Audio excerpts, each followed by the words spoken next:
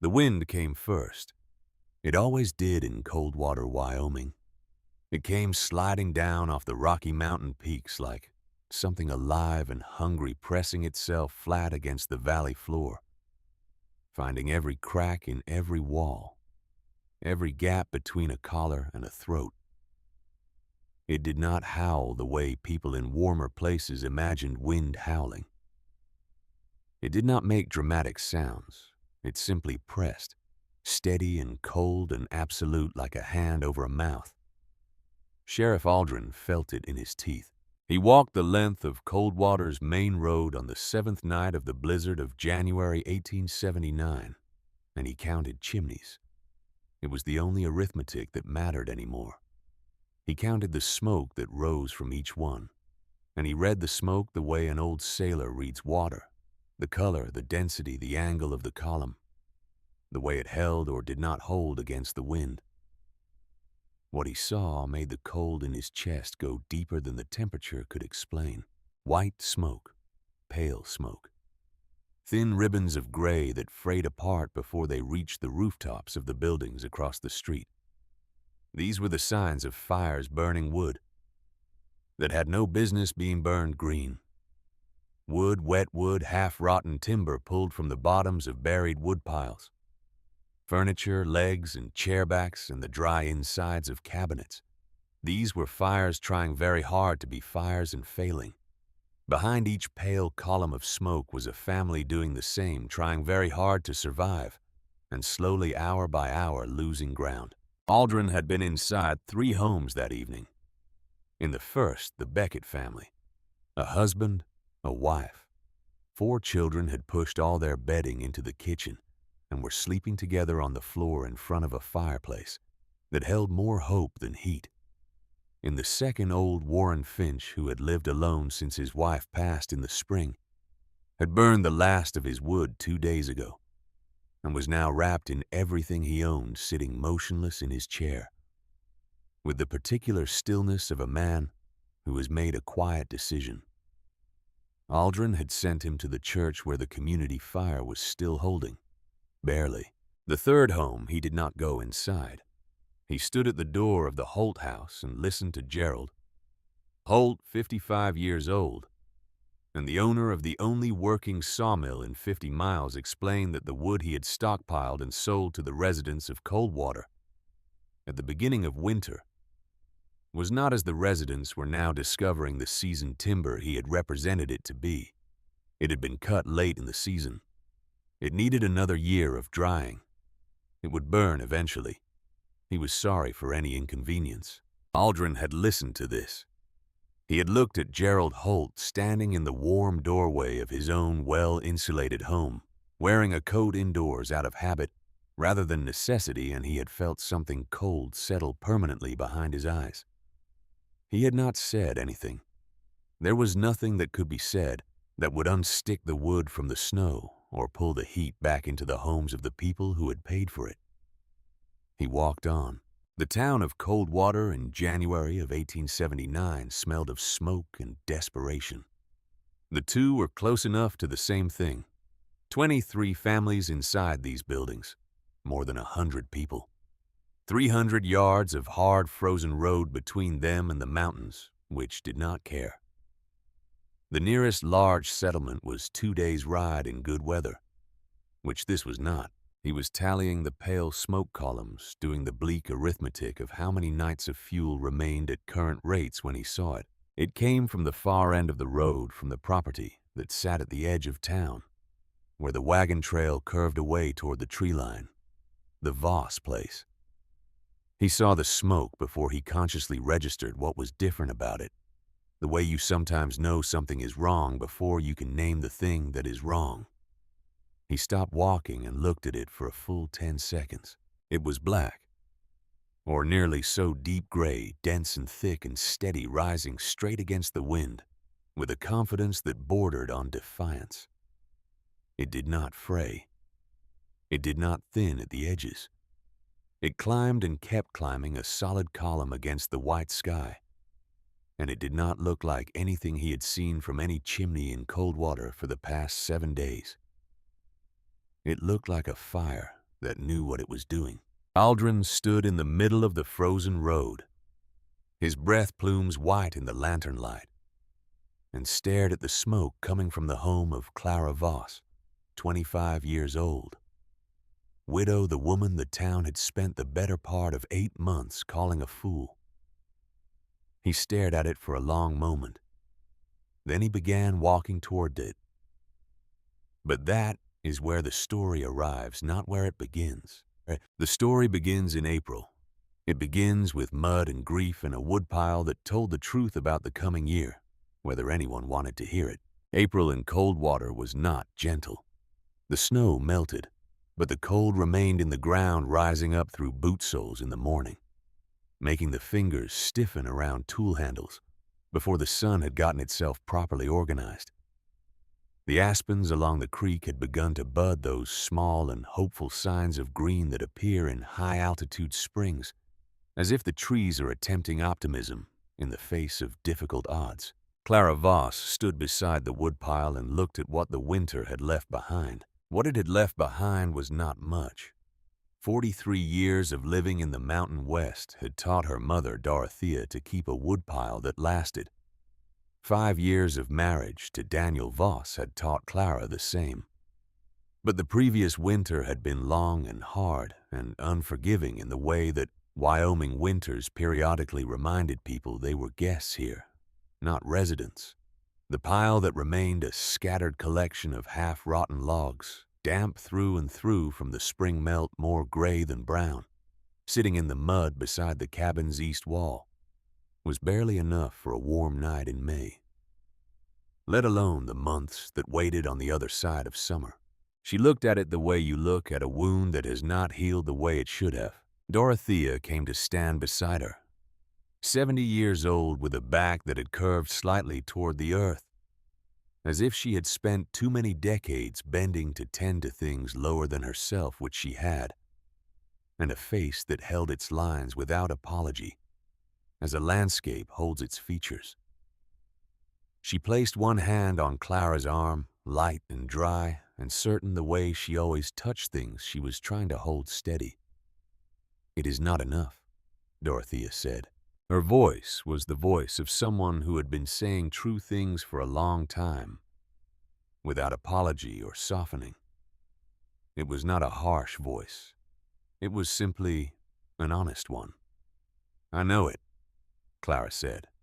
"The almanac says long cold, early first snow, late last snow. The almanac is often wrong. The woolly worms agree with it this year. The squirrels have been hoarding since August. I watched them." Clara said nothing to this. She had watched the squirrels, too. She had not wanted to reach the conclusion their behavior suggested. The silence between them was the particular kind that exists between two people who are thinking the same thought, and neither has yet said it aloud. Somewhere down the hill, the creek was running fast with snowmelt, and the sound of water moving over stone was the only other voice in the morning. "We will cut what we can," Clara said finally. "Cutting is only half of it." Dorothea turned her head to look at her daughter with that particular steadiness she had always possessed, the quality of someone who had looked at difficult things long enough that they no longer frightened her. "Greenwood does not save anyone. You know this." Clara knew this.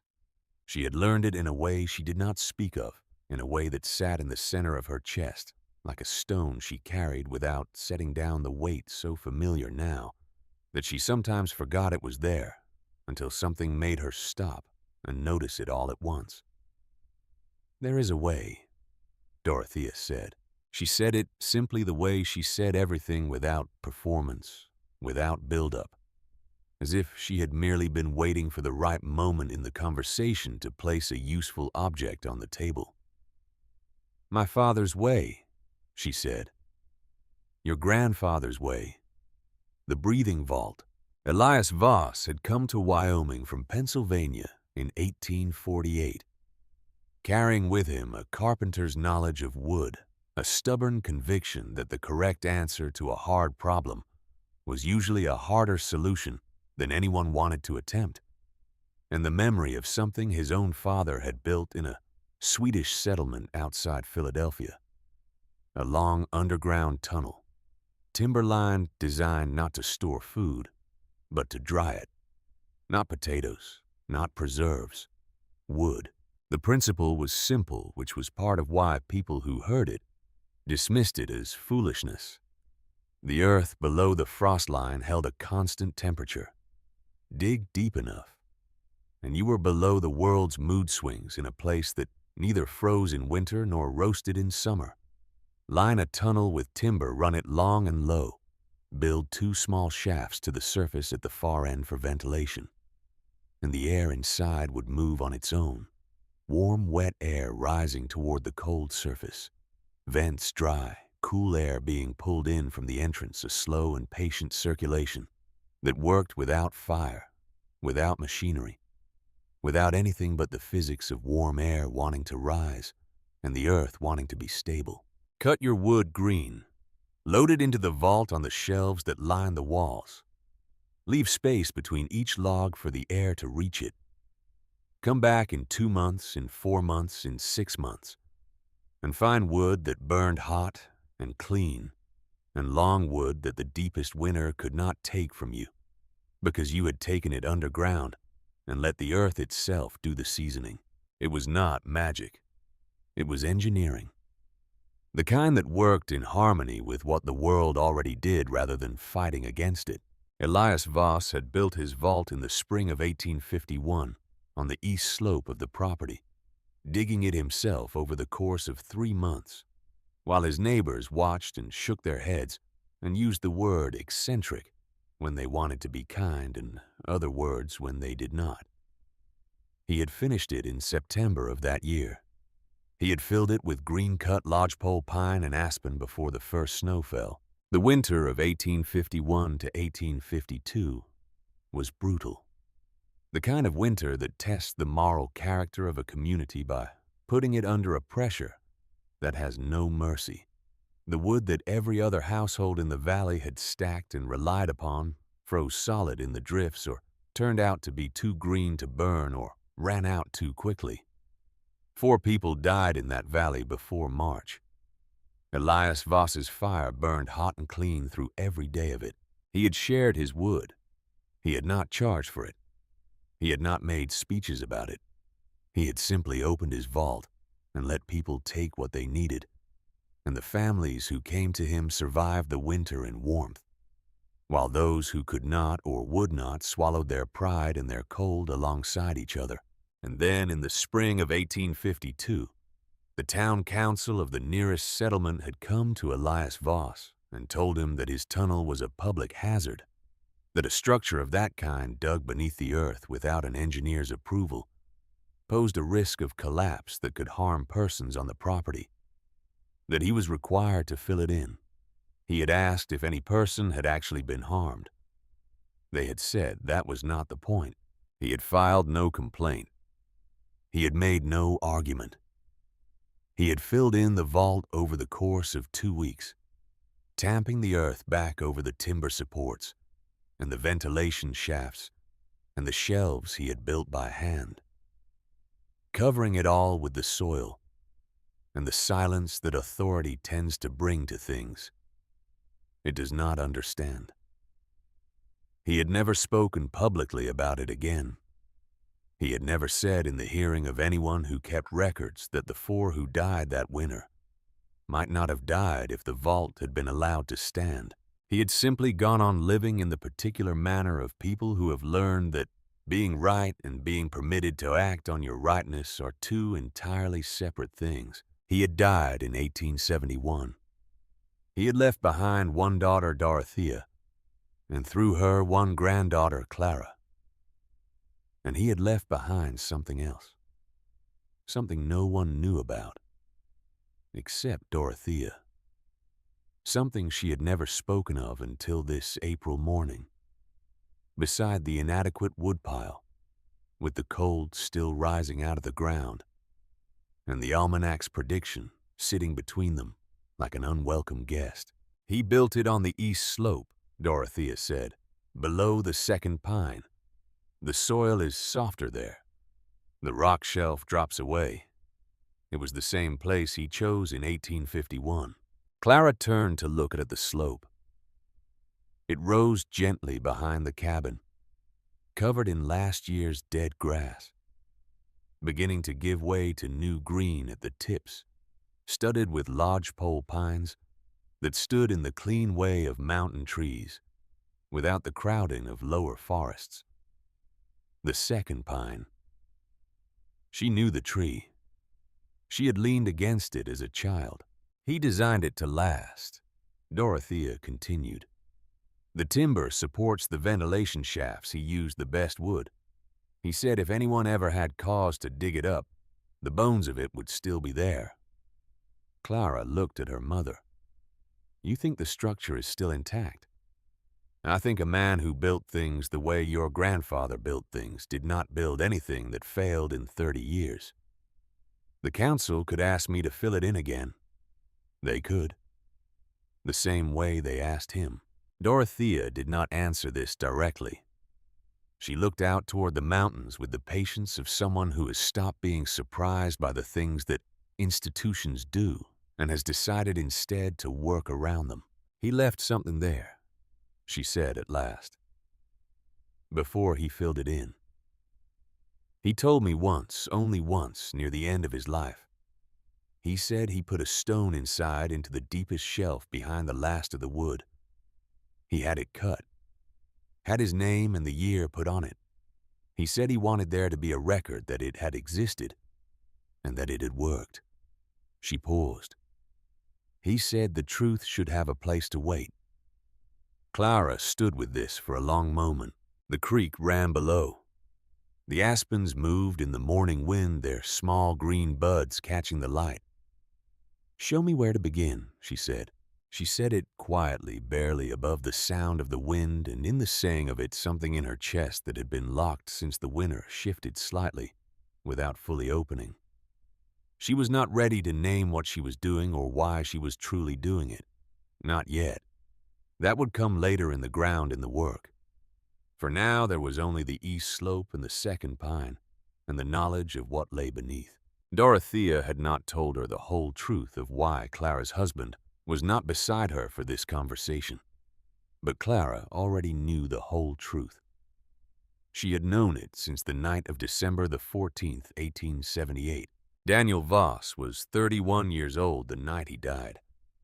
He was a good man in the specific and unshowy way of men who do not think about being good, but simply are it the way a well-made tool is useful, without announcing its usefulness. He was patient. He was thorough. He had a quality of attention that made people feel seen when he turned it toward them, and he turned it toward Clara with a consistency that she had stopped noticing. The way you stop noticing the warmth of the sun on a long summer afternoon. Not because it is not there, not because it is not valuable, but because it has become the condition of your existence, and not a thing separate from it. He had noticed the woodpile running low in mid-December. He had not said anything to Clara because there was nothing at that point that could be done about it before morning. And he did not believe in making people afraid of problems that could not be addressed in the night. He had thought about it during dinner, and through the evening, and while Clara slept beside him, and somewhere after midnight, he had come to the conclusion that there was a shelf of rock on the north face of the property behind the last stand of trees, where the wind's scour sometimes exposed dry deadfall in the crevices wood, that the snow could not cover, lodged in the Stone Age by the wind. He had gotten up in the dark. He had dressed in every layer he owned. He had gone out alone into a December night in Wyoming at temperatures no person with choices goes out into.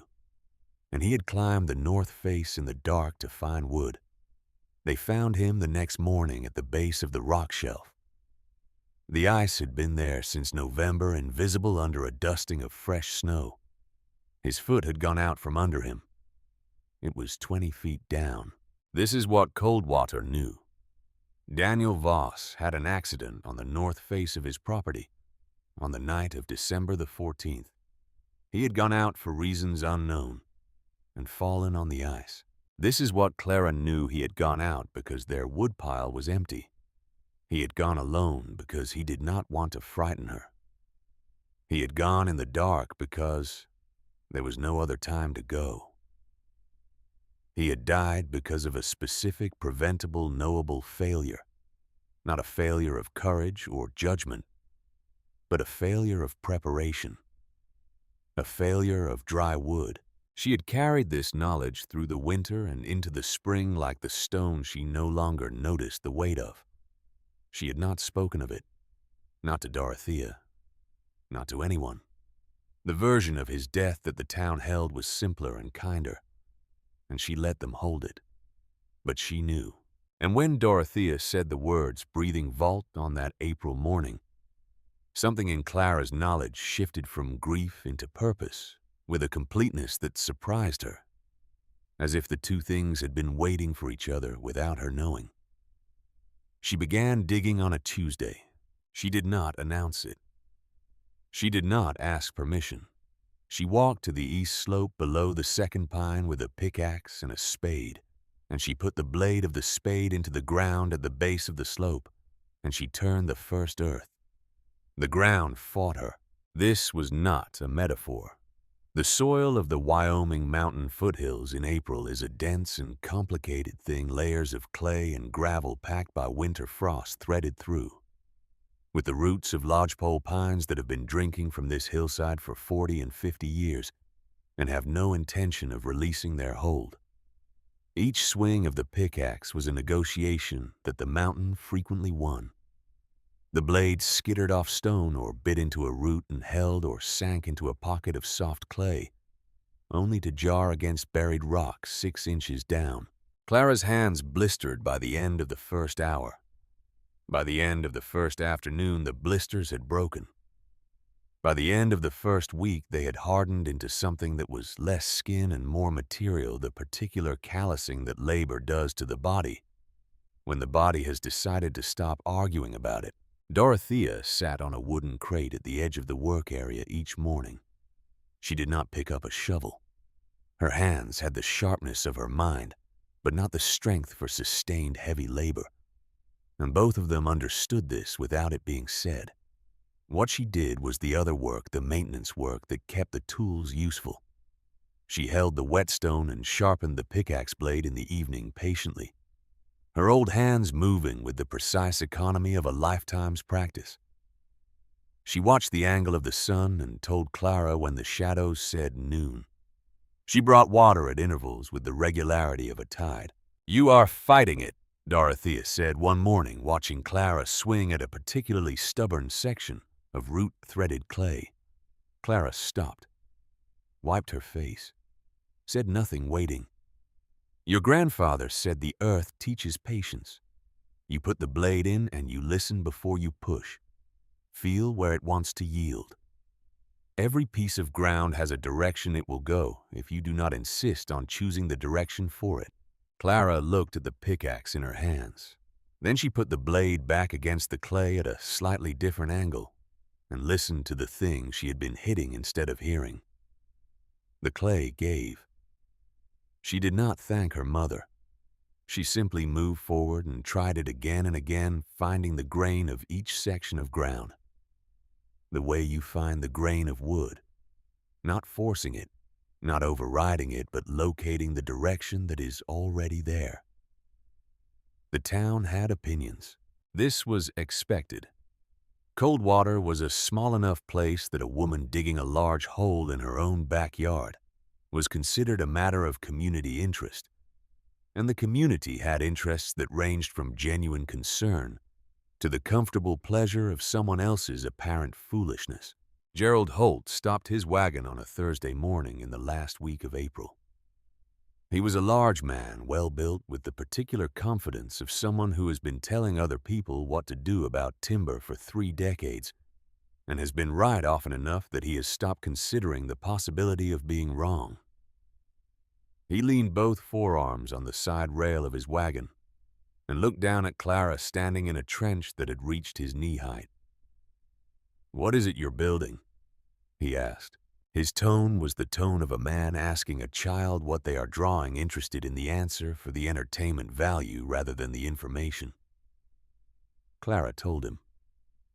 A vault, underground, to dry and store firewood. Holt received this with a long silence that was more eloquent than any of the words that followed it. He explained in the slow and thorough manner of expertise that wood needed air and sunlight to season properly. He explained that burying wood in soil was, by any measure of practical timber knowledge, a method of rotting it, not drying it. He talked about moisture transmission and the behavior of cellulose in enclosed spaces.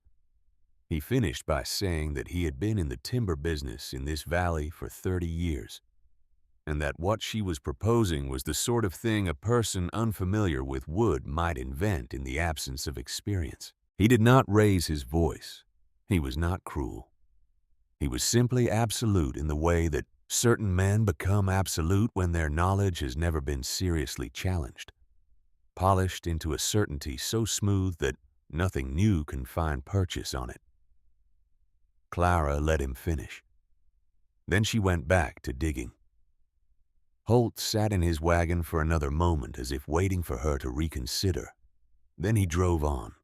Clara did not watch him go. What she knew about Gerald Holt, and what she did not say to him that morning, was this: she had heard in November through the specific information network that exists in every small town that he had signed contracts with the majority of Coldwater's households to supply their winter wood at the beginning of the coming season. She had heard the wood would be cut and split in September, too late in the season for proper drying. She had heard the price was fixed regardless of quality. She had watched through the long winter the consequences of that wood in the thin smoke that rose from her neighbors' chimneys. She had no proof that Holt had come to her slope that morning to protect a business arrangement, rather than to offer expertise. But she had noticed, with the particular attentiveness of someone who has learned to read situations the way she was learning to read the grain of the earth, that his objections were not about her safety or her success. They were about whether she would stop. Mrs. Pruitt came 11 days after Holt on a Sunday carrying a loaf of bread wrapped in cloth that smelled of caraway seed. She was the mayor's wife, and she wore this position the way some people wear jewelry visibly, and at all times, even in contexts where it served no practical function. She stood at the edge of the trench and looked down with an expression that mixed sympathy and pity in proportions that somehow produced neither. She said that grief did strange things to the mind. She said that Clara was young and that Coldwater had men of good character who had noticed that, and that a woman in Clara's position did not have to resign herself to digging in the dirt.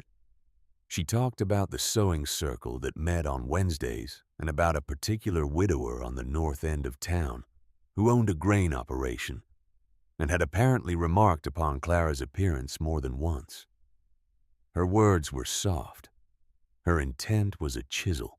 She was suggesting in the language of social kindness that the correct response to loss was to stop being inconvenient, to fold back into the shape that the community recognized as acceptable, to give up the trench and the pickaxe and whatever strange private logic was driving a young widow to spend her days in a hole in the ground and take up instead the quiet work of becoming someone's wife again.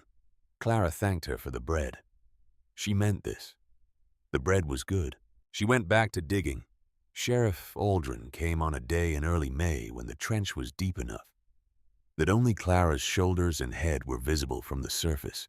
He stood at the edge with his hat in his hands, and he had the look of a man who had been told to do something he did not want to do, and had decided to do it with enough personal discomfort that it would count as partial atonement. He said he had heard concerns.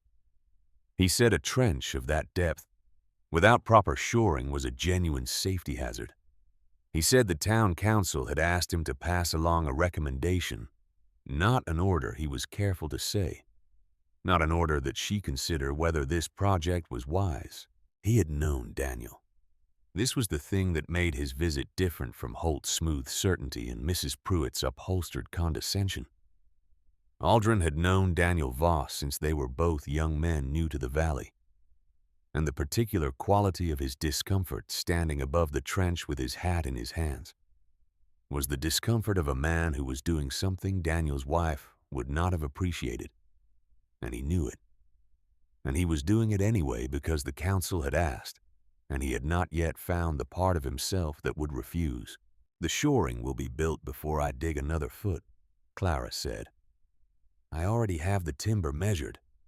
Aldrin looked at the timber stacked neatly to the side of the work area. He looked at the straight lines of the trench, the precise corners. The evidence of methodology in what he had come here expecting to find was impulse. "Old ways aren't always the right ways," he said. But he said it quietly, and it sounded like a thing he had been handed rather than a thing he believed. "No," Clara said, "they aren't. But this one is." He held her gaze for a moment. She held it back without effort, with the particular steadiness of someone who has decided that the opinion of the person across from her, however well-intentioned, has no jurisdiction over what she has already decided to do. Aldrin put his hat back on. He looked once more at the timber. Then he left. That evening, Dorothea came to stand beside the trench in the last light of the day, when the shadows of the pines were long across the torn earth, and the sky above the mountains had gone the deep orange red of late Wyoming sunsets. "3 visitors," Dorothea said. "Yes." "The millman, the mayor's wife, the law." "Yes." Dorothea was quiet for a moment. "Then, my father had the same 3. In 1851, Clara climbed out of the trench. She stood beside her mother in the fading light, and they looked at the hole together, the dark rectangle in the earth, the precise walls, the small evidence of what was beginning. "What did he do?" Clara asked. "When they came." Dorothea considered this. "He dug deeper," she said. "The summer came on hard as Wyoming summers do, sudden and bright and relentlessly dry, the mountains holding their snow only at the highest peaks.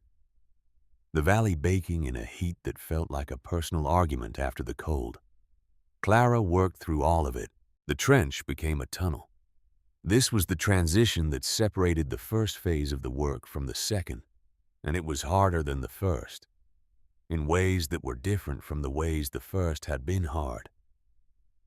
Digging downward with the sky above and the open air around you had a freedom to it. Digging horizontally into a slope with the earth pressing down on you, and the walls close enough to feel if you spread your arms, was a different education. She learned the smell of different soils, the sweet, almost edible smell of clay-heavy earth, the mineral sharpness of gravel beds, the cool darkness of deep loam. She learned the sounds the ground made when it was stable, and the sounds it made when it was not. She learned to read the small signs, a change in the texture of the wall, a subtle sagging in the soil above, that preceded the larger, more dramatic lessons that the earth occasionally delivered without warning. She was building the timber frame of the shoring one afternoon in late June, when the ground delivered one of those lessons. She was working at the far end of the tunnel, setting a support post, when the wall above her issued a sound that was less crack and more groan, a deep, slow complaint from the earth.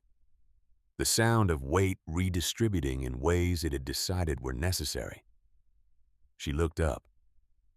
There was a moment, brief, crystalline, the kind of moment that compresses everything around it, and then a section of the ceiling gave way. It was not the catastrophic collapse she had occasionally imagined lying awake in the midnight thoughts that the work brought with it. It was a partial failure, several hundred pounds of clay and stone, coming down in a curtain that buried her tools and trapped her right leg from the knee down in packed earth. Not quickly, not with violence, simply with the patient, irresistible weight of the ground asserting its own agenda. She stayed still. She knew with a clarity that surprised her by not being panicked that movement would compress the weight, and movement was therefore the wrong answer. She lay in the dark of the tunnel with the smell of fresh broken earth around her, and the weight on her leg building from pressure to pain.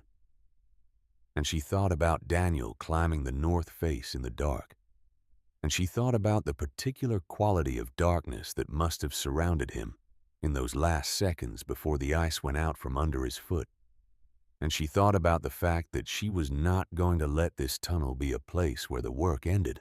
Dorothea's voice came from outside.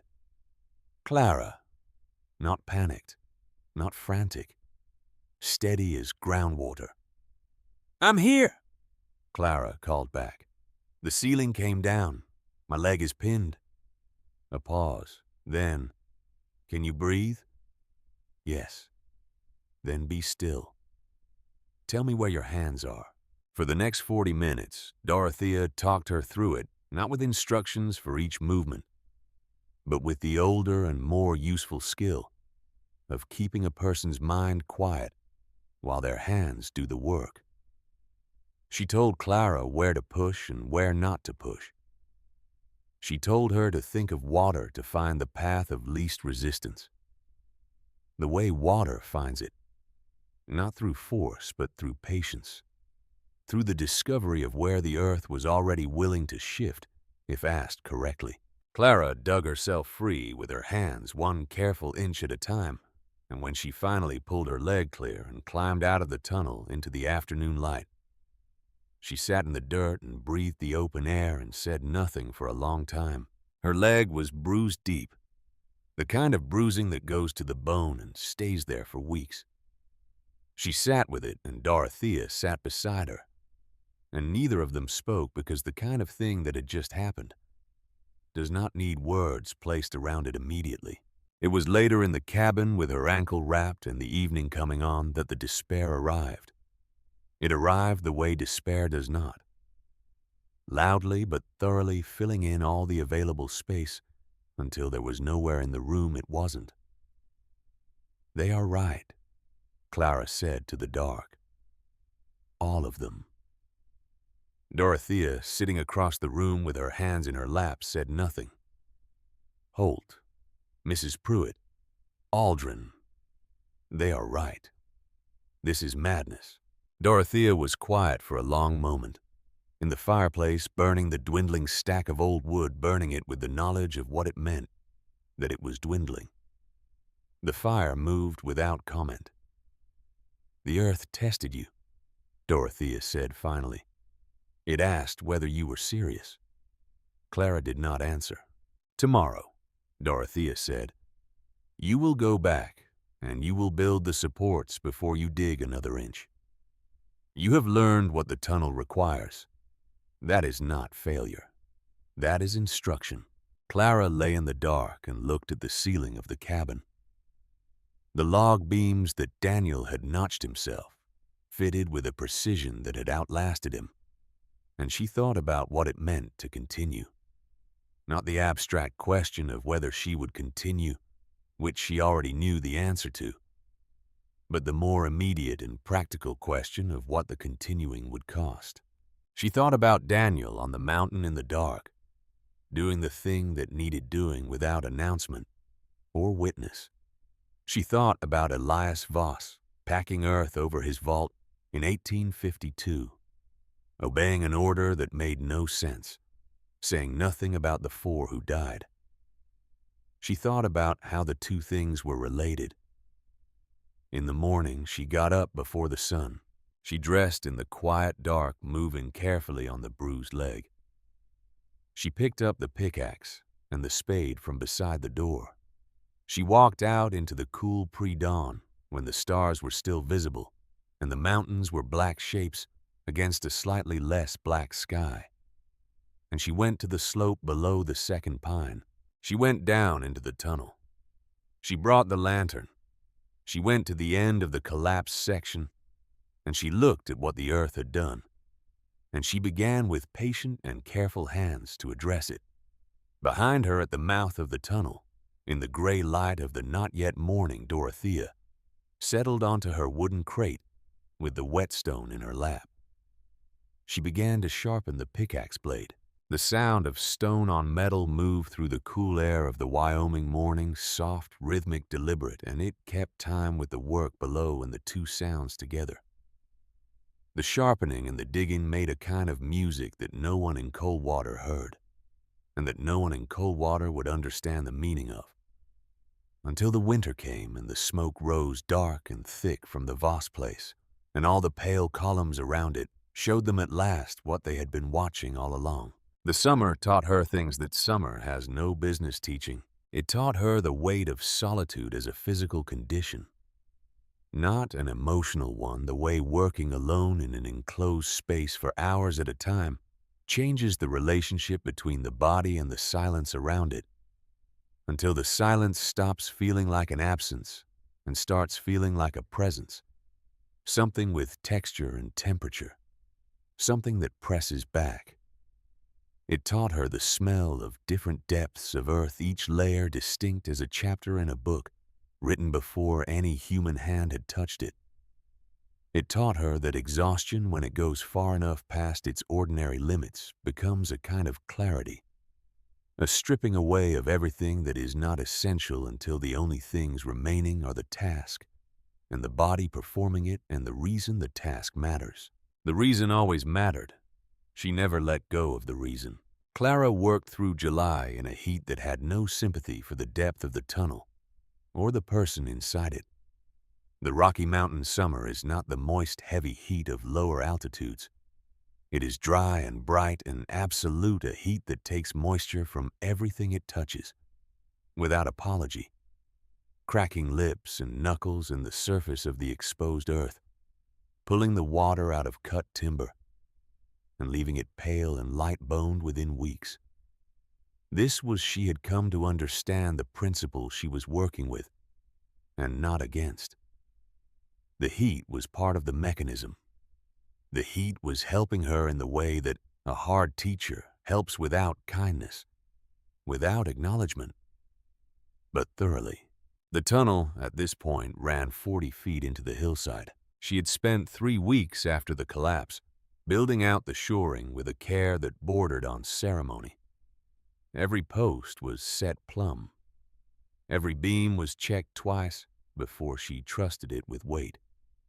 She had learned the lesson of the ground's unpredictability, not with resentment, but with respect. The kind of respect you develop for something that has demonstrated without malice that it does not need your approval to do what it intends to do. She set the supports in pairs, each pair spaced precisely, and between them, she fitted thick planks cut from the lodgepole pines behind the property, pressing them tight against the earthen walls, so that the structure became a kind of wooden skeleton inside the hillside, holding the ground up the way ribs hold up the chest. The work changed her hands. This was the most visible evidence of what the summer was doing, because the rest of the changes were interior, and therefore invisible to anyone who might have been watching. Her hands, which had been the hands of a woman who tended a garden and mended fences and kneaded bread dough, became, over the course of that summer, something else. The skin thickened. The grip strengthened. The blisters that had tormented her in April had long since resolved themselves into the permanent hardening of repetitive labor, so that by July she could swing the pickaxe for 3 hours without the handle raising so much as a redness on her palm. She noticed this without pride as a useful development, the way a tool notices nothing but serves its function better. Dorothea noticed it too. She said nothing about it directly, in the way she tended to say nothing directly about the things she found most significant. But one morning in early July, she handed Clara a cup of water and held Clara's hand for a moment longer than the transaction required turning it over. Once looking at the palm before releasing it, she made a sound that was not quite a word, something between recognition and satisfaction, and went back to her crate and her whetstone. Clara thought not for the first time that her mother was the most eloquent person she had ever known, and the one who used the fewest words. It happened on a Wednesday in the second week of July, when the heat was at its most unreasonable and the light inside the tunnel was the particular yellow gold of mid-afternoon, filtering through two lanterns hung at intervals along the shored ceiling. She had been working at the deepest end of the tunnel for most of the morning, angling slightly downward as the slope required when the pickaxe struck something that sounded wrong. Not the sharp crack of unexpected stone, not the soft resistance of clay-heavy earth. Something in between, a hollow, resonant sound, as if the blade had tapped the surface of something that was not entirely solid on the other side. Clara stopped. She crouched and put the lantern closer to the floor. She ran her hand along the spot where the pickaxe had struck, brushing loose soil aside with her fingers. And what her fingers found was not earth. It was wood. Old wood darkened past brown into the gray-black of timber that has been in the ground for decades. But wood nonetheless, a beam flat and wide set, deliberately horizontal in the earth. She set down the pickaxe. She used her hands. It took 20 minutes of careful digging, clearing the soil away in layers the way you clear away what covers something you do not want to damage, before the shape of what she had found began to make itself known. A beam. Then another beside it. Then a third parallel, and between them, the remnants of planking partially collapsed and partially intact, the wood punky and dark, but still recognizably structured, still recognizably intentional. The framing of a floor, the bones of something built by hand. Clara sat back on her heels in the lantern light and understood what she was looking at. She was looking at the bottom of a tunnel that someone had dug into this same slope in this same hillside, at approximately this same depth, at some point long before she had put her spade into the ground in April. The timber was old enough to have blackened, but not old enough to have lost its shape entirely. 3 decades, she thought, perhaps a little more. She pressed her palm flat against the beam and felt the grain of it through her skin. Evos, she said, aloud to no one. She said it the way you say a name when you have just understood something about a person who is no longer present to hear it, with the particular combination of recognition and loss that comes from arriving somewhere too late, but arriving nonetheless. She did not go back up immediately. She sat in the tunnel with the lanterns and the old bones of her grandfather's work, and she took a long time thinking about what she was looking at and what it meant. What it meant practically was that she was not designing from nothing. Elias Voss had solved this problem in this specific soil, with its specific composition of clay and gravel and root systems in 1851.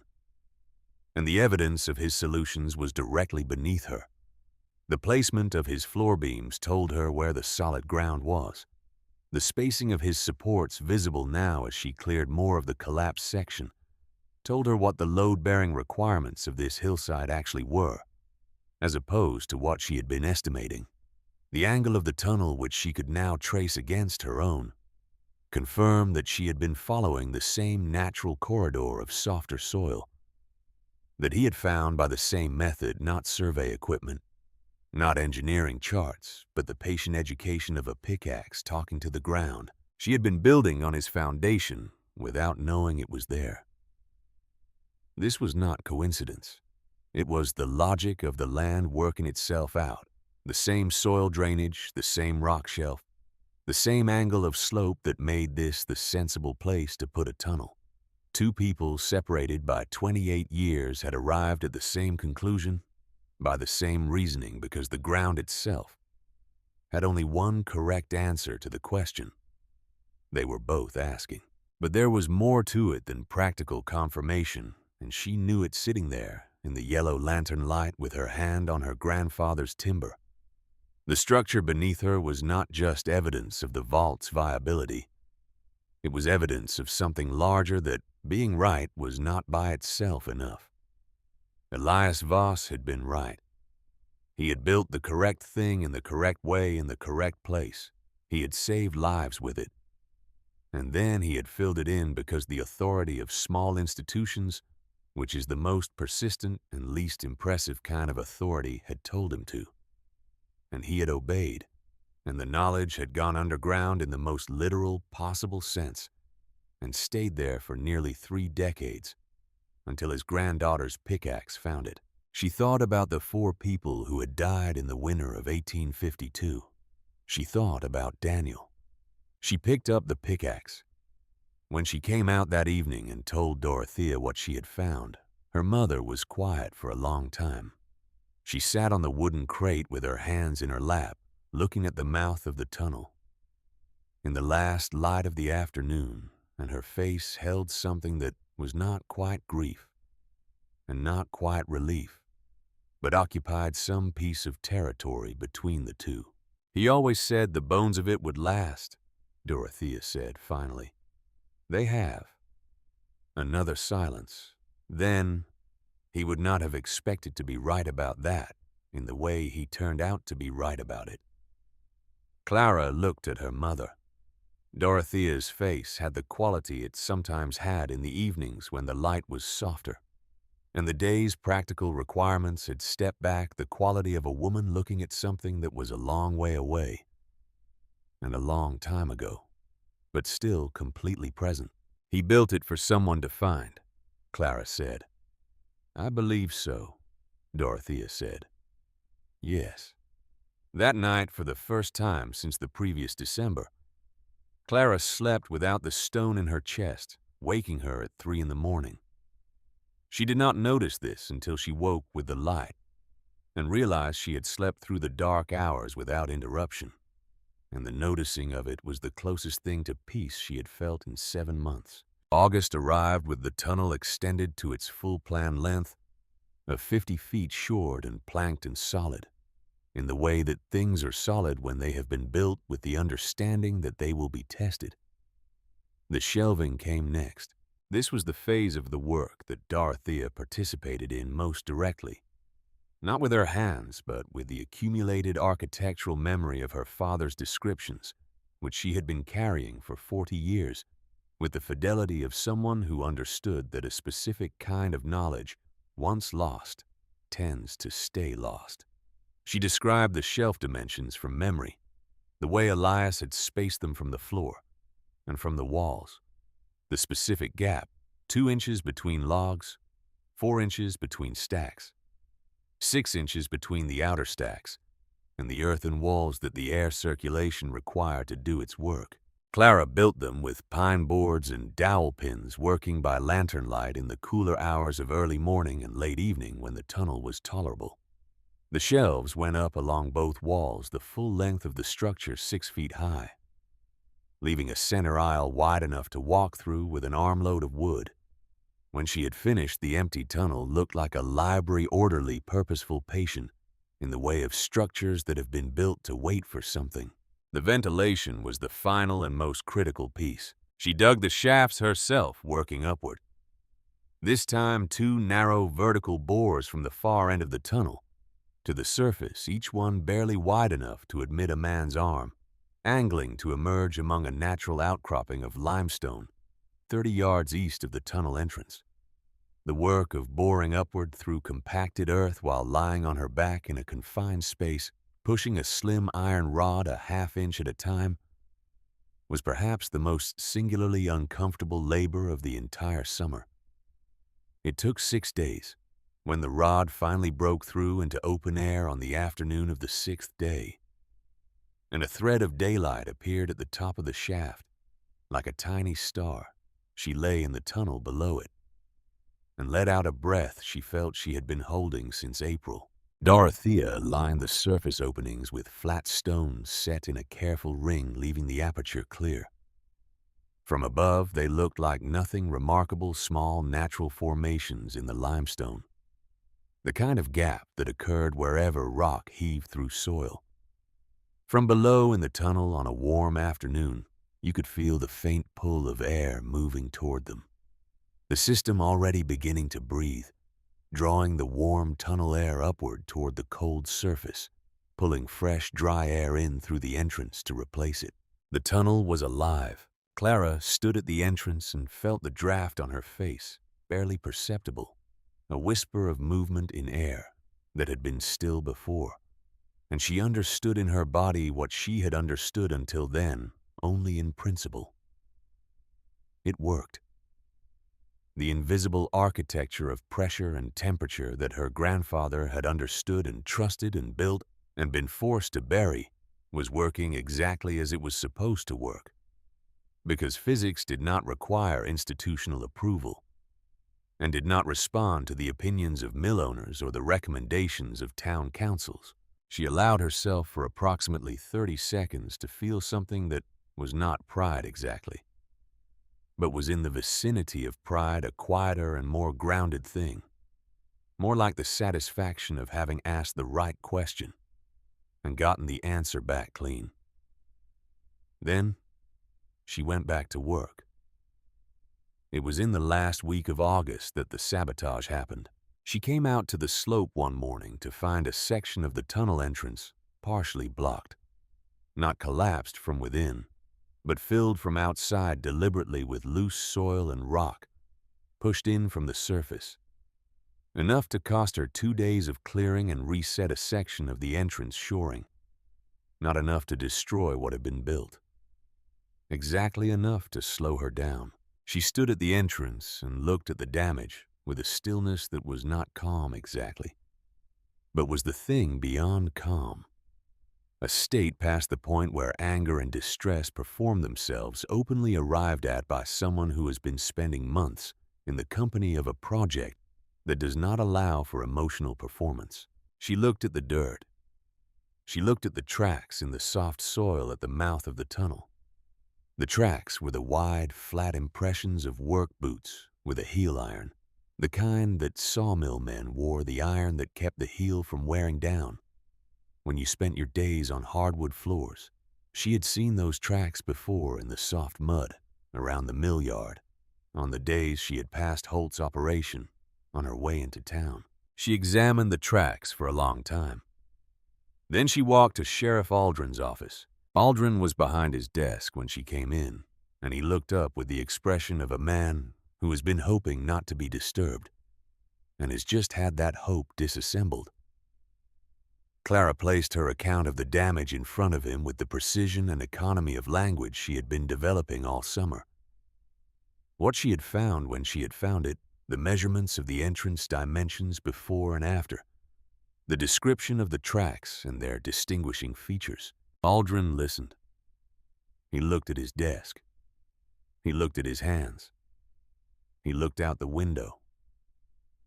He said that without a direct witness to the event, there was no formal basis for action on his part. He said that tracks in soft soil were not in themselves evidence of criminal intent. He said that he understood her frustration. Clara looked at him across the desk. She looked at him for long enough that the silence became its own form of speech, the kind that says everything that the speaker has decided not to spend words on. "You know whose boots make that track," she said. Aldrin said nothing. "You know what he has to gain from slowing this work down." Still, nothing. "And you are choosing not to act." She said it without accusation, simply as a statement of fact, the same way she would say the boiling point of water or the weight of a cord of wood. Something that was true regardless of whether anyone found it convenient. Aldrin looked at her finally. His face had the look of a man carrying a weight he had agreed to carry before he understood how heavy it was. "Clara," he said, and his voice had a register in it that was different from his official voice, something closer and more uncomfortable. "I cannot move against a man's business interest on the basis of boot tracks.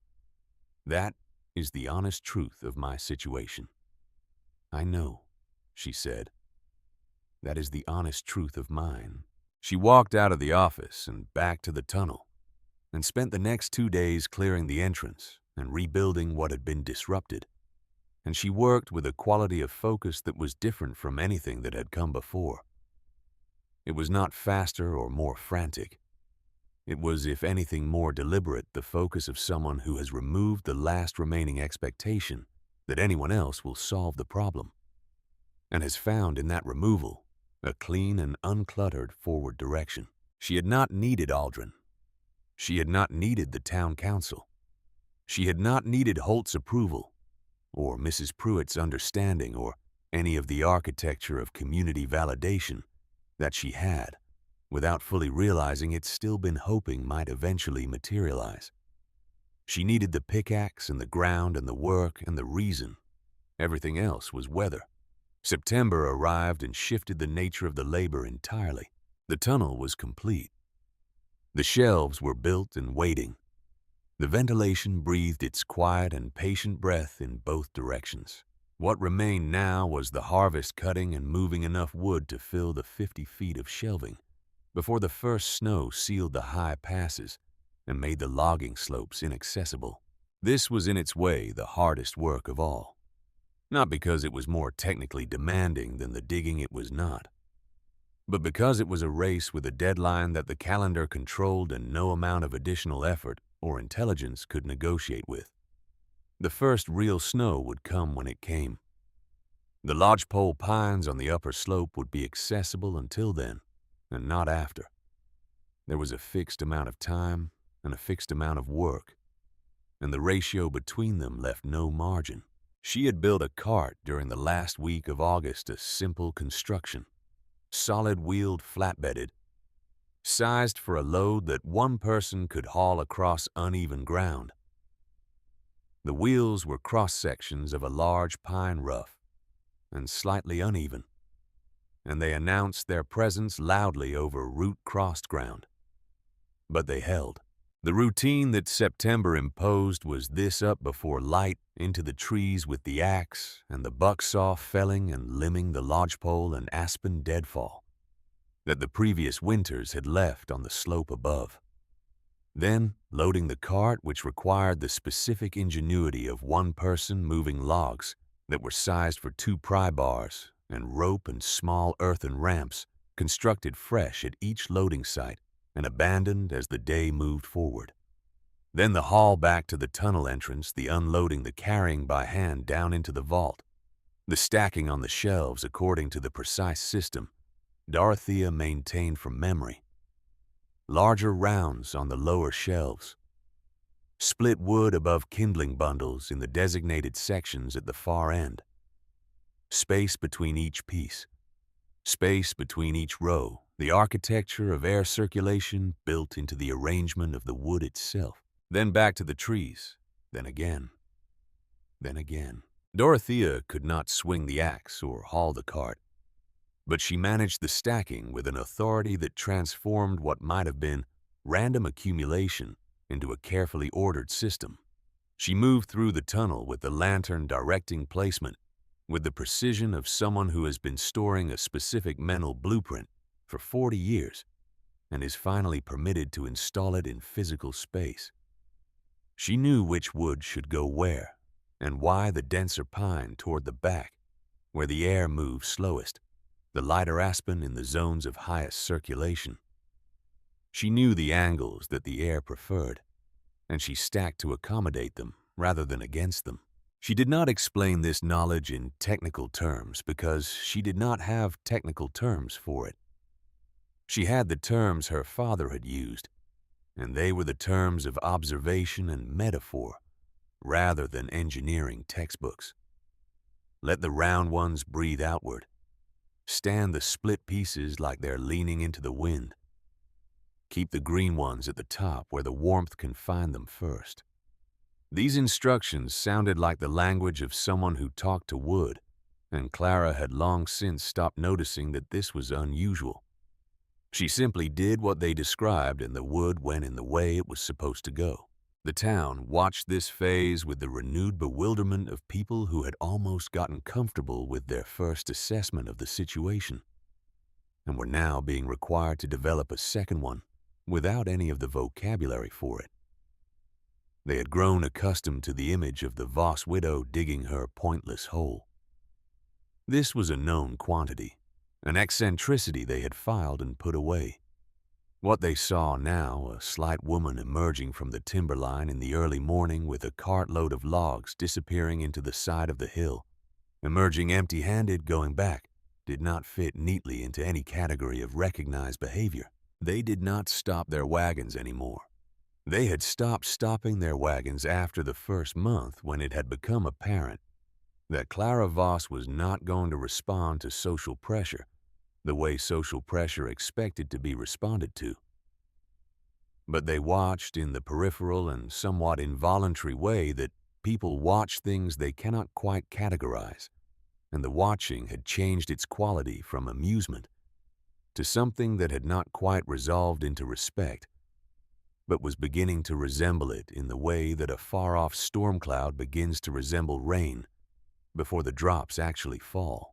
The physical toll of September was the kind that does not announce itself dramatically, but accumulates invisibly like interest.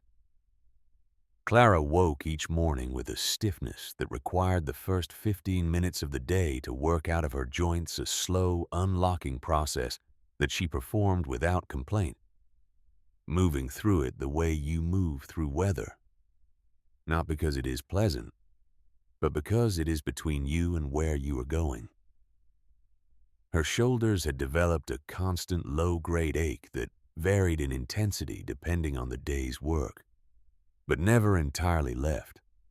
The bruising on her leg from the summer's collapse had faded, but left a deep bone tenderness that announced itself on cold mornings. She did not mention these things to Dorothea, and Dorothea did not ask about them because there was an unspoken agreement between them that the body's complaints were information rather than argument. You noted them, you adjusted when adjustment was possible, you continued when it was not. What she noticed and what surprised her was that the pain had stopped being the primary content of the experience. In the early weeks of the work, physical discomfort had been the loudest thing in each day.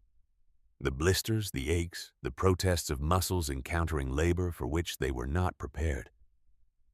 The pain had been at the front of every hour, but something had shifted over the course of the summer that she could not have named at the time and could only recognize in retrospect somewhere in late September, when she was loading the cart for the fourth time before noon and realized that the work had become in some essential way quiet.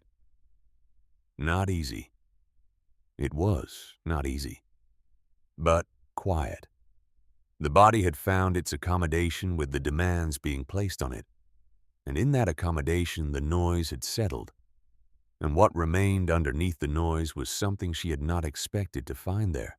She found Daniel, not his absence, which had been the only thing occupying that space since December, but his presence, the specific quality of how he moved through the world, which she had stopped noticing while he was alive, in the way you stop noticing the sun.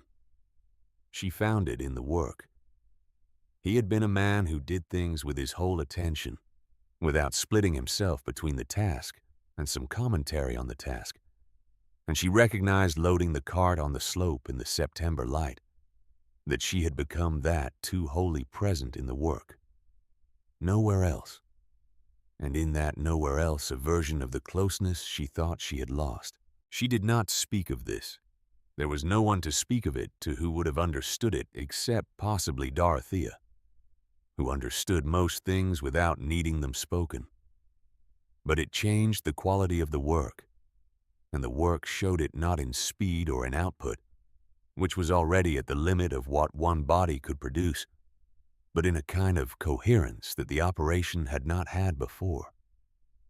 The tunnel, the wood, the air, the labor, the reason all of it pulling in the same direction, all of it in service of the same end, with nothing left over for doubt or performance, or the management of other people's opinions. She was for the first time in her life entirely herself. The first snow came on the 4th of October. It came at night, which was the way the important things came in Wyoming, without announcement appearing fully formed in the morning, as if they had always been there, and it was only your attention that had been elsewhere. Clara woke to the silence that snow makes before you see it, the particular acoustic quality of a world whose sharp edges have been covered. And she knew before she crossed the room to the window, 3 inches on the ground, light dry flakes still falling unhurried from a sky that had made up its mind. She dressed quickly and went to the tunnel. The last 2 loads were already inside. She had pushed through the previous 3 days with an urgency that had the quality of finishing a sentence before the noise cuts you off. The shelves were full. Not quite to the ceiling, not in every section, but full enough, full in the way of a provision made with serious intent rather than desperate improvisation. The wood was in. The circulation was moving. The vents were clear. The work that could be done had been done. She walked the length of the tunnel in the lantern light, running her hand along the edge of each shelf, feeling the logs. The ones from late summer were already drier than the day they had gone. In lighter, the bark beginning to loosen at the edges, the surface of the cut ends pale and clean. The ones from September were further along than she had expected. The air was moving through them, patient and invisible, pulling the season's moisture out through the shafts in the limestone outcropping, drawing the dry October air in through the entrance. The vault was breathing. She stood at the far end of the tunnel with the lantern and looked back toward the entrance, the long shelved aisle stretching away from her, and she thought that it looked exactly as Dorothea had described it. From her father's words, a library, an orderly, purposeful accumulation of everything the winter would try to take from them. Taken first, claimed and secured and placed beyond the reach of snow and cold, and the particular indifference of the mountains to whether the people at their feet survived. She extinguished the lantern and walked out. Outside, the snow was still falling.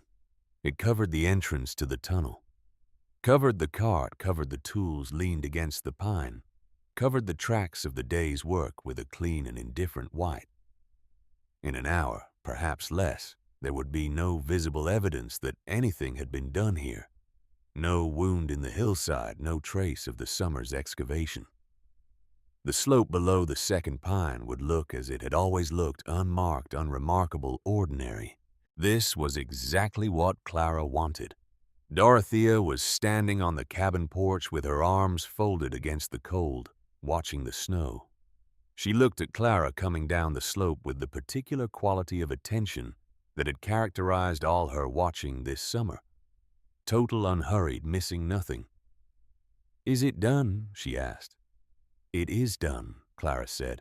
They stood together on the porch for a moment, the two of them looking out at the white that was covering everything. The town of Coldwater was invisible from here. The wood piles of their neighbors were invisible under the snow buried before the season had properly started. Whatever they had managed to collect going damp and cold in the first real test, the smoke from the nearest chimneys was already the pale, tentative kind. He would have liked to see it, Dorothea said. She was not talking about Daniel. He did see it, Clara said. He built the floor. Dorothea turned to look at her daughter for a moment, that long assessing look that said she was deciding how much of what she was thinking to put into words. She decided on a small amount, which was her way. "Come inside," she said. "The cold is starting." They went in. Clara built the first fire of the season from the seasoned wood she had set aside for the cabin stack, the oldest woodcut from the deadfall in early summer, stored in the cellar since August, dry as chalk and light as a promise. It caught immediately with the clean, decisive catch of wood that has given up its moisture and has nothing left in it but fuel.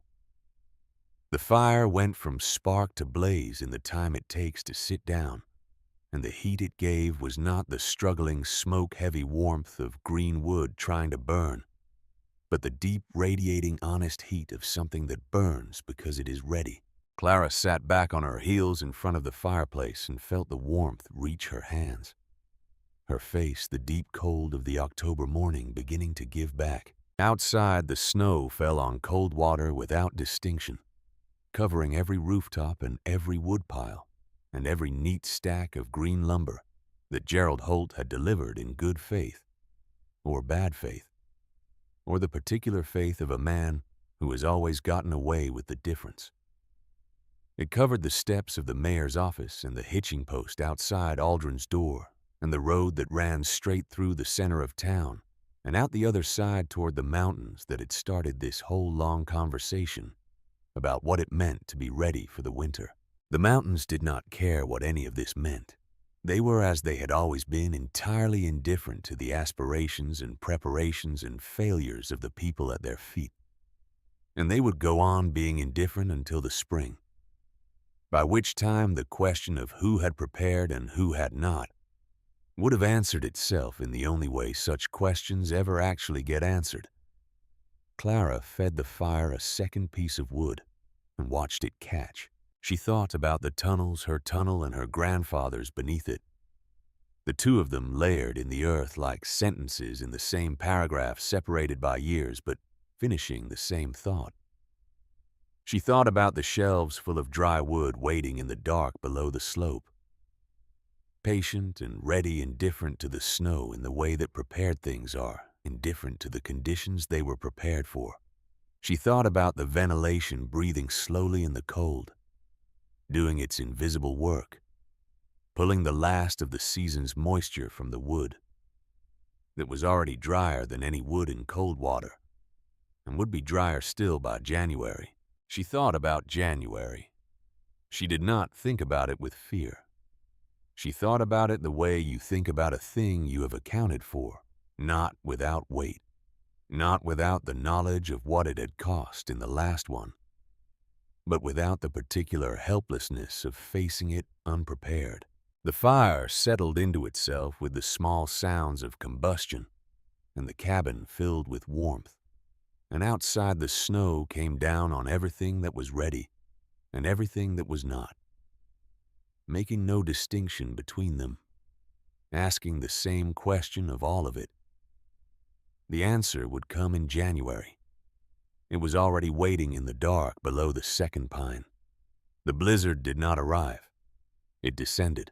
There is a difference, and anyone who has spent a winter in the Wyoming high country understands the difference in their body before their mind has finished explaining it. Arrival implies a journey, a progression, a thing that comes from somewhere and can be tracked and anticipated. What happened to Coldwater in the second week of January 1880 did not arrive. It descended straight down all at once, as if the sky had simply decided to become something else overnight. And the something else it became was white and cold and without mercy or ceiling or any visible end. Clara stood at the cabin window on the first morning of it and watched the world outside reduce itself to 10 feet of visibility, then 5. Then a gray-white wall that pressed against the glass, like it was trying to get in. The temperature had dropped through the night in a way that she felt in the walls of the cabin, the logs tightening the joints, compressing the structure, making small sounds of adjustment. The way living things make sounds when the cold goes past a certain point and into another territory entirely. She built the fire before full light.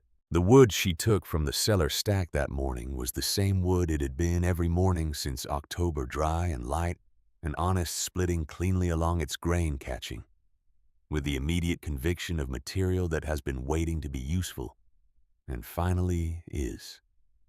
The fire went from kindling to roaring in the time it takes to put on a coat, and the heat that came from it was the deep, radiating, room-filling heat that most fireplaces in Coldwater had not produced in years, because most fireplaces in Coldwater had never been fed wood that was actually ready to burn. Dorothea came out from the back room and sat in her chair by the hearth without speaking. She held her hands toward the fire, not because she was cold, but with the particular gesture of a person receiving something they waited a long time for. The warmth reached her face, and the lines of it softened slightly, the way old wood softens when the temperature is right. Outside, the blizzard organized itself into something sustained and purposeful. By the third day, Clara could read the situation in the smoke. She could see the other chimneys from the east window, or rather she could see the smoke from them through the gray gauze of the storm, those pale and struggling columns that she had been watching since October, with the grim arithmetic of someone counting down rather than up. They were worse now, thinner. Some had gone a yellow-gray that meant the household inside had moved from burning green wood to burning things that were not wood at all. Furniture, yes, but also the category beyond furniture, the category of last resort. When you smell pine, pitch, and oak, and then you smell something else underneath, something chemical and wrong. You know that someone nearby has started burning the walls of their life to keep the inside of it warm. 3 households on the north end of the road had stopped producing smoke entirely on the second day. She could only hope that meant they had consolidated somewhere with more fuel, rather than that the other thing had happened. The thing that happened in blizzards to people who were alone and out of options and too proud, or too far, or too cold to reach the door. Coldwater was running out of time in the specific and unambiguous way of a community that has exhausted one season's preparation and is discovering that the season is not finished with them. She knew it was coming before it came. She had known it was coming in some part of her since April, since the first day she had put the spade into the east slope and turned the first earth over. She had built for this. She had built for exactly this. And now that it was here standing at her window with the blizzard pressing against the glass, she felt none of the vindication she might have expected to feel. What she felt was the weight of what came next. Not the labor of it, she was not afraid of the labor, but the human complexity of it, which was a different kind of weight entirely. On the morning of the 4th day, she heard the knock. It was not a timid knock. Whatever else could be said about Gerald Holt, timidity was not among his qualities. He knocked the way a large man knocks when he has walked a quarter mile through waist-deep snow at temperatures that make the air hurt to breathe, and the knock contained in it everything that the walk had cost him. The pride, the cold, the 300 yards of self-reckoning between his own front door and hers. Clara crossed the cabin floor and opened the door. The cold came in ahead of him. That particular cold of a sustained Wyoming blizzard, not the sharp greeting cold of a single frigid morning, but the deep, settled, patient cold of a storm that has been at it long enough to have removed warmth from everything it has touched and intends to continue. Holt stood in the doorway with the snow on his coat and hat and beard, his face wind-burned to the color of old brick, and he looked at her across the threshold with an expression she had not seen on his face before. He did not speak. There was nothing in his face of the condescension of April, none of the smooth authority of a man whose expertise has never been questioned in any room he has entered. There was none of the calculation that she had always suspected lived underneath the expertise, the part of him that had seen her tunnel as a threat to his contracts rather than a solution to his neighbor's cold. All of that had been stripped away by 4 days of blizzard and empty woodpiles, and the particular stripping that comes from watching people suffer from a problem you caused in the specific way of a man who sold greenwood as seasoned timber and watched an entire town burn through its winter supply in 2 months instead of 4. What remained in his face underneath all the stripped-away parts was simply a man, cold and ashamed and standing on her porch, asking for something he had spent 8 months telling her she was foolish to build. He did not ask it in words. He looked at her, and the looking was the asking. Clara held the door open and stepped back. He came in. She did not offer him the fire or a seat or a cup of anything, not because she was being cruel, but because both of them understood that the transaction between them right now was not a social call. She picked up the lantern from the table, lit it, and walked to the door that led down to the root cellar. She opened it. She looked back at Holt. He followed her down. The root cellar was small shelves of preserved goods along one wall. The smell of root vegetables and cool earth, the particular closeness of a low-ceilinged underground room. Clara moved to the far wall and took hold of the iron latch on the door she had built there in September, a door that from the outside looked like nothing more than a section of the cellar wall. Flush with the planking, no different from the timber around it. She lifted the latch and pulled it open. The cool air moved out first, that specific air dry, and carrying the faint, resinous smell of aged pine and deep earth. The smell of a place that has been doing its patient work in the dark for months. She stepped through with the lantern raised, and the light fell along the shelves, and Holt followed her in and stopped. He stopped completely the way a person stops when their body absorbs something that their mind has not yet finished processing. The lantern light ran the length of the tunnel, 50 feet of shelved walls stacked with firewood.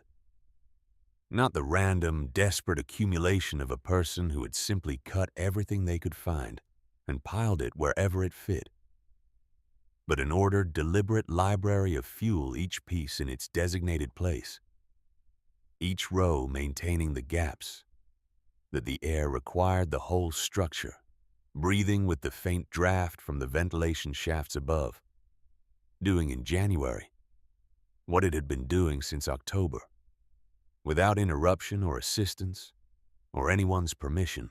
Holt walked forward slowly. His boots made the only sound in the tunnel. He put the lantern light closer to the nearest shelf and looked at the wood there, the pale, clean faces of the split rounds, the loose bark peeling away with the casual ease of material that has released its moisture and is finished with the process. He put his gloved hand against a log and pressed. He peeled back a section of bark with his thumb. Beneath it, the wood was dry as paper light, as promised, the kind of wood that you knew before you ever struck a match against it would catch immediately and burn long and clean and hot. He went down on one knee. It was not a theatrical gesture. It was not performance. It was simply what happened when the weight of it came down all at once.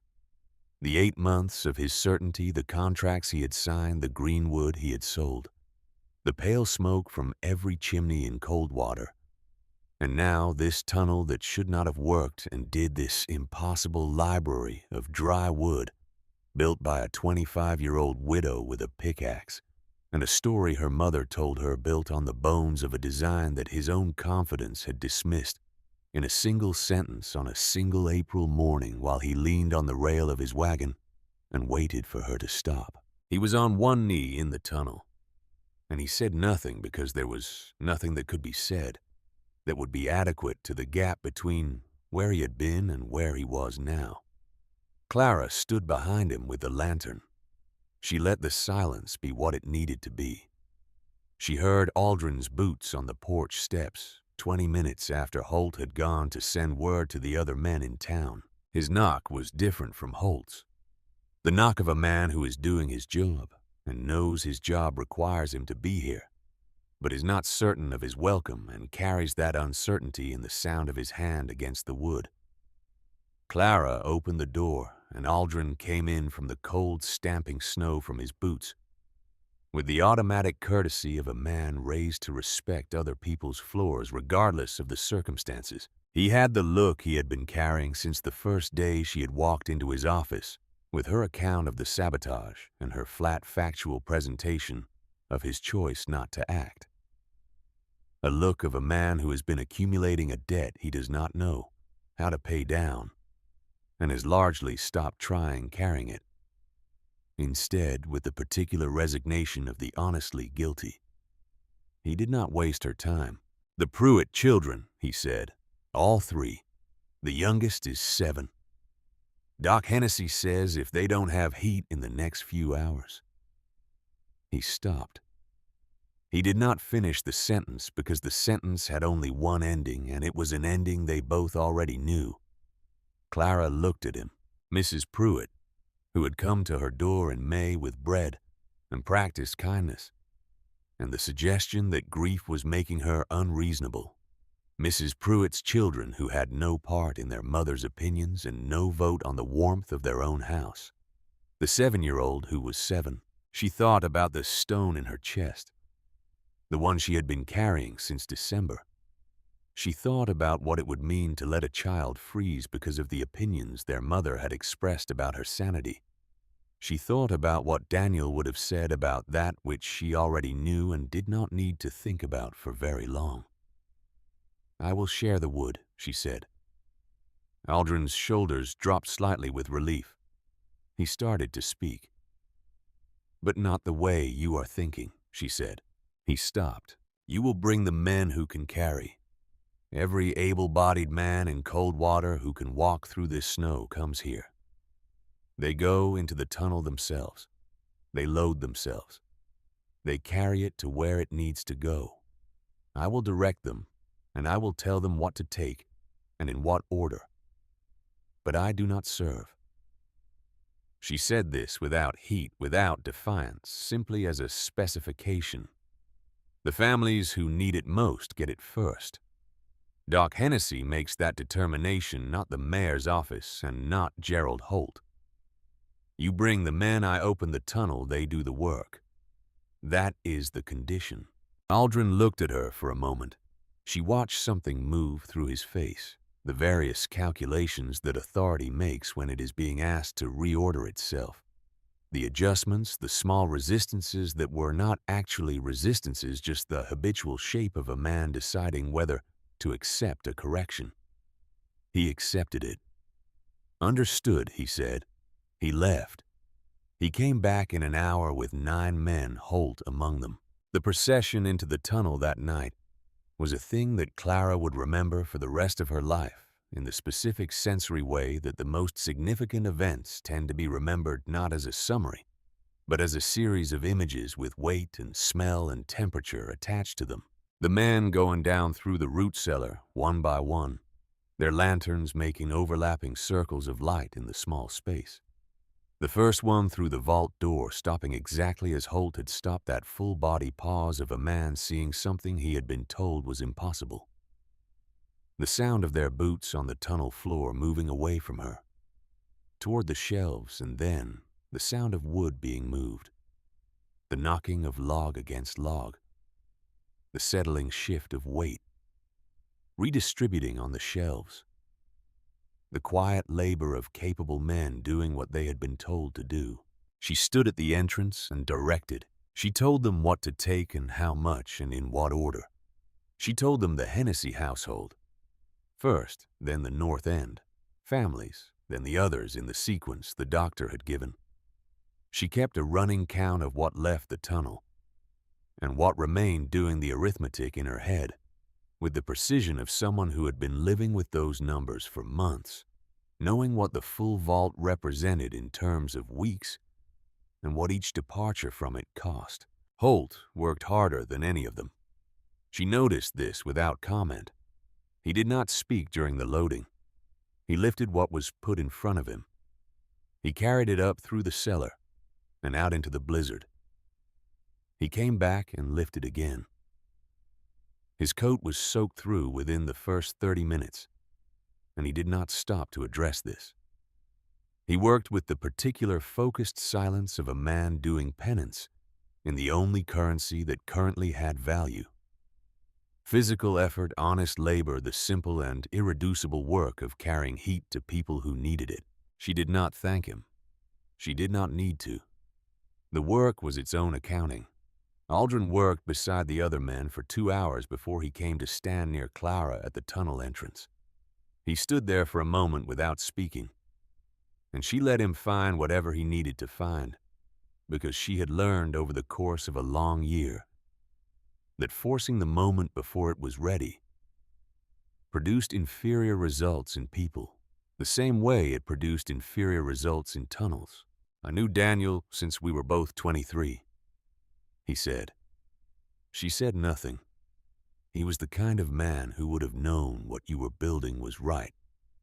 He would have known it before the shovel went in. He had that quality. Aldrin stopped. He looked at his hands, still in their gloves, holding nothing. I did not have it this year. I had the other quality, the one that knows the safe direction and goes that way. Clara looked at him. I was wrong, he said, about the work and about the tunnel, and about what happened with Holt and the evidence. I made a choice, and it was the wrong one. And I have known it every day since you walked out of my office, and I have been unable to figure out how to say it to your face. He said it now. He held her gaze while he said it, which cost him something. She could see it cost him. And that honesty was the only form the apology could have taken, that she would have been able to receive. She looked at him for a long moment. Go carry wood, she said. He went. She had not planned to go to the back of the tunnel that night. The men were working the front 2/3 of the vault, taking what they needed from the sections closest to the entrance and the rear. Third remained untouched. The oldest wood, the first cutting from the early summer. The material that had been breathing and drying in the deepest part of the vault since July. She had been monitoring that section in her counts, keeping it in reserve for the deep stretch of winter that February and March tended to be, the long, cold tail of the Wyoming year, when people believed spring was coming, and the mountains spent 6 more weeks demonstrating that it was not. But something drew her back there now between the rounds of directing and counting in one of the quieter moments when the men had gone up to deliver a load, and the tunnel was briefly empty of anyone but her. She took her lantern and walked the full length. The rear section was different from the front, in the way that the oldest part of anything is different from the newest, quieter, somehow more settled, carrying a specific quality of stillness that the wood near the entrance did not have. The logs here were very dry. When she rested her hand on one, she could feel the dryness as an absence of weight. The wood had given up so much of itself to the air that it had become lighter than she remembered, the same logs being when she carried them in. It was an extraordinary thing, that lightness, the evidence of an invisible process working exactly as it was supposed to work in the dark. She moved to the deepest shelf, the last one before the back wall, and set the lantern on the floor to check the condition of the bottom row. She saw it immediately. It was set into the gap between the last log on the bottom shelf and the timber of the back wall, a flat piece of stone roughly the size of a man's palm. Smooth on one face, the edges irregular. The kind of stone that has been taken from a stream bed, or a rock face and shaped with deliberate intent, rather than natural process. It was set face in, which was why she had not seen it in any of her previous checks of this section. The flat face was toward the back wall, turned away from her. She reached in and took it out. She turned it over. In the lantern light, she read what was cut into the face of the stone with the clean, patient strokes of a chisel in skilled hands. Evos, 1851. She stood holding it for a long time. She had known since July that the bones of her grandfather's vault were beneath her. She had built on his floor, followed his angles, worked within the structure of his thinking. She had understood since then that this place had been built before, that the knowledge she was using had a history that went back past Dorothea's memory, into the hands and mind of a man she had never met, who had nonetheless shaped everything about the work she was doing. But she had not expected to find his name in the dark at the back of the vault. She had not expected him to have left something, this deliberate, specific, particular act of a man who filled in his own life's work because he was told to, and carved his name into a stone first, and placed it where only someone who had done the work themselves would ever reach. The truth should have a place to wait. Dorothea had said it in April, passing along words that had traveled 40 years from her father's mouth to this moment in the tunnel. She had said it simply as a fact about the world, the way you say things that have proven themselves true through the length of a lifetime. Clara pressed her thumb against the carved letters. They were sharp and clean under her skin, every stroke of the chisel, deliberate, the work of a man who was not in a hurry. and was not performing, just recording in the most durable medium available to him, that he had been here and done this and been right about it. She carried the stone the full length of the tunnel, through the root cellar, up the stairs, and out into the main room of the cabin. Dorothea was in her chair. Clara crossed the room and placed the stone on her mother's knee. Dorothea looked down at it. She did not move for a moment, just looked with the particular stillness of someone receiving something they were not certain they would live to see. Then she picked it up in both hands. She turned it to read the face of it in the firelight. Her fingers moved across the carved letters the way blind people read, not because she needed to feel them to understand what they said, but because feeling them was a different kind of knowing than reading. Her face did not break. It did not perform grief or joy or relief. It did the thing her face had always done when it encountered something significant. It settled. It went quiet in a way that was not absence but depth, the way still water is deep and not empty. He always said he put it there, she said after a while. Her voice was its usual thing, clear, unhurried, the voice of the deep spring. I never went back to look after he filled it in. I did not want to know if it was gone. It was there, Clara said. Yes.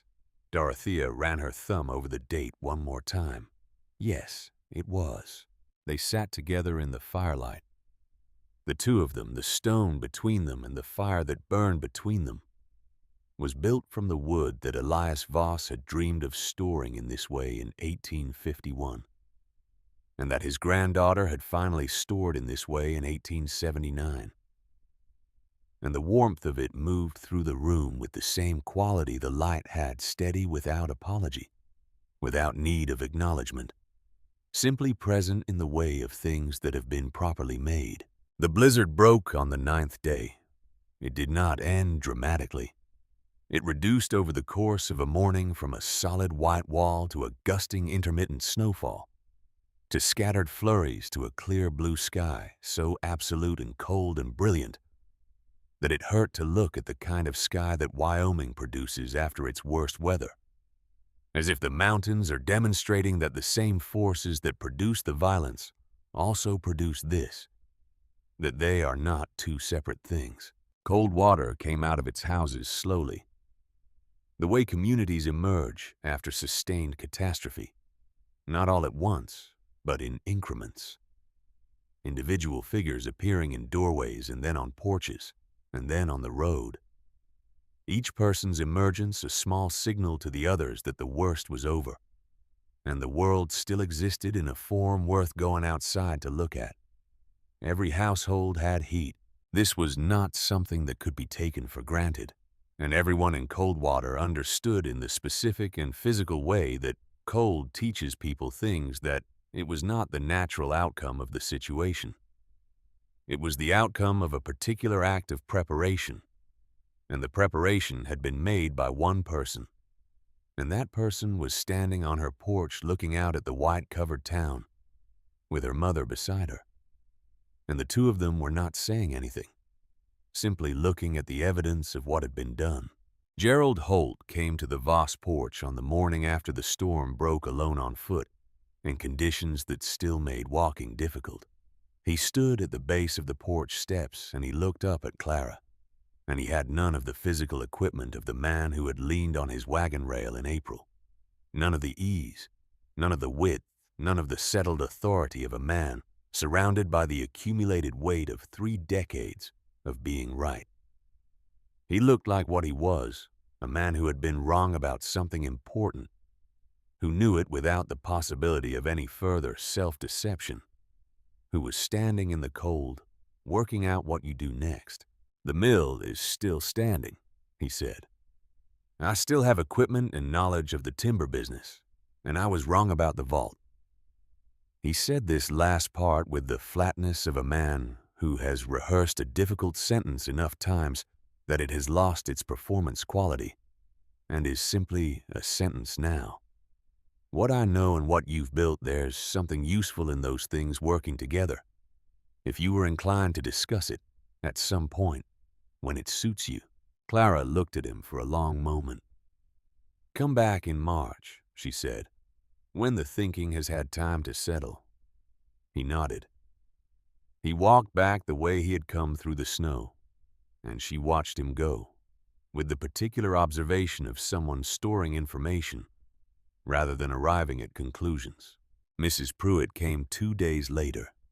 She came alone without bread or pretext, and when Clara opened the door, she stood on the porch and did the difficult thing of looking directly at the person she had handled badly. She was not. Clara thought a cruel woman. She was a woman who had been given a set of tools by her life, social tools, the tools of a community matriarch, the tools of managed kindness and sanctioned opinion, and had used them on a situation that those tools were entirely wrong for. And the blizzard had shown her the gap between the tool and the situation in a way she could not unsee. My youngest was very cold, Mrs. Pruitt said. She said it simply without self-dramatization, in the tone of someone reporting a fact that had changed something fundamental in them. I keep thinking about that, how cold she was. She is warm now, Clara said. Mrs. Pruitt looked at her. Her eyes were doing the specific work that eyes do when a person is deciding whether to say the harder thing or the easier one. She said the harder one. I was wrong about you. Clara accepted this without the satisfaction she had once, in darker moments of the summer, imagined she might feel if it was ever said. The satisfaction she had imagined was tied to a version of this moment that was about vindication, about being seen to have been right by people who had dismissed her. But what she felt standing at the door looking at Mrs. Pruitt in the January light was something much quieter and less self-referential, the feeling of a situation arriving at its natural conclusion, the way a long sentence arrives at its period. Your family is welcome to use the vault, Clara said. Come spring when it's time to fill it again. There is room for more than one household's wood, and the design scales well. Your husband knows people who know carpentry. I know the ground and the system. We could discuss it. Mrs. Pruitt blinked. She had come prepared for a door closed in her face, or at best a cool acceptance of her apology. She had not come prepared for forward motion. I would, yes, she said. Yes. The vault was named in February at a town meeting that Clara attended briefly and left early. She had not sought the naming, and she had not expected it. And when Aldrin stood up at the meeting and proposed that the tunnel be designated a community resource to be maintained collectively, expanded as needed, the design made available to any household that wished to build their own, according to the documented principles of its construction. She listened to the proposal and to the unanimous vote in favor of it with the particular feeling of someone watching a thing. They made leave their hands and become something larger than what they built it to be. The name they gave it was the Voss Vault. She had one request. She brought the stone to the meeting and she placed it on the table without preamble, and she said that the stone was to be mounted at the entrance to the vault at the top of the cellar stairs, where anyone going in to take wood would pass it on the way down. She said that the vault's current design was built on the bones of an earlier version that a man named Elias Voss had constructed in 1851 and been ordered to destroy, and that before he destroyed it, he had left this stone, and that the stone was the actual beginning of everything the town had survived on through the blizzard, and that it should be in a place where it could be read. She said this without elaboration, without emotion, in the flat, clear voice of someone making a practical case, and the room voted in favor of it with the same unanimity as everything else that February, which was the unanimity of people who have been cold together and survived together and are not interested in argument. The stone went in above the door the following week. Aldrin set it himself in a small recess cut into the timber, framing the carved face outward. E. Voss, 1851. The last time Clara went into the vault alone was on a Sunday evening in late February, when the worst of the winter had passed its peak, but the cold was still serious, and the days were still short. She had been monitoring the remaining stock sufficient for March. She had confirmed with a margin if the spring came late, which it usually did. She went in with the lantern to make a final check of the ventilation shafts which had been performing without issue all winter, and which she checked regularly anyway because she had learned over the course of a long year that the structures you trust most are the ones you keep watching. The vault was mostly empty now. 2/3 of what she had spent the summer filling it with had moved through it and out of it in the service of the town's survival. The shelves that had been full in October were sparse in the sections closest to the entrance, the wood there mostly gone. The rear third still held its reserve, older and drier than anything pale as bone in the lantern light, carrying the particular quality of the most seasoned material. She walked the full length of the tunnel and back. She had done this many times. She had walked this tunnel in the dark, and in lamplight in the heat of August, and in the cold of January when it was empty and when it was full, when she was afraid, and when she was not. She knew every beam and every shelf, and every variation in the earthen floor. By now, the way you know the rooms of a house you have lived in long enough to navigate in the dark. But this walk felt different from the others. The emptiness of the tunnel was not the emptiness of something unused. It was the emptiness of something spent, a vessel that had held what it was built to hold and released it in the service of the reason it was built, and was now resting in the particular piece of a completed function. The shelves did not look depleted. They looked ready to be filled again in the spring, when the aspens budded and the slopes above the property were accessible. And the process that had begun on an April morning with a spade and a piece of knowledge that should not have been buried, began again with the knowledge of everything the first year had taught. She put her hand on the back wall. The timber was cold and dry and solid. Beneath it, 28 years deeper, were the bones of her grandfather's floor. His beams, his angles, his understanding of this ground and what it would permit, preserved in the earth like a letter sent to a specific recipient who had not yet been born. She thought about Elias Voss in the spring of 1852, filling in the vault he had built with his own hands, packing the earth over everything he had done, going back to his house and going on living without saying the thing he had every right to say. She thought about what that kind of patience cost and what it produced, not in his lifetime necessarily, but in the long unfolding of consequence that his choices had set in motion, arriving at their destination 40 years later in the hands of a granddaughter he had died before meeting. She thought about Daniel. She thought about him the way she had learned to think about him over the course of the year, not with the stone in her chest, not with the suffocating weight of his absence pressing against the inside of her ribs, but with something gentler and more accurate. She thought about his hands, which were careful hands. She thought about the quality of his attention, which had been his finest quality, the thing she had stopped noticing while she had it, and had been learning slowly to notice again from the other side of its absence. She thought about him going out into the December dark because the woodpile was empty and he did not want her to be cold. She spoke to the timber of the back wall quietly in the empty tunnel. "The woodpile is not empty," she said. "It will not be empty again." She said it simply the way she said everything now, without performance, without the need for it to be heard by anyone other than the specific silence of this place that she had made and that had made her. She said it the way her mother said things, as a fact about the world placed into the air, requiring nothing back. Then she turned and walked toward the entrance, the lantern making her shadow long on the shelved walls, the ventilation doing its quiet and faithful work above her, the tunnel breathing in the way that Elias Voss had designed it to breathe, and Clara Voss had rebuilt it to breathe, the two of them separated by a generation, and the length of a life.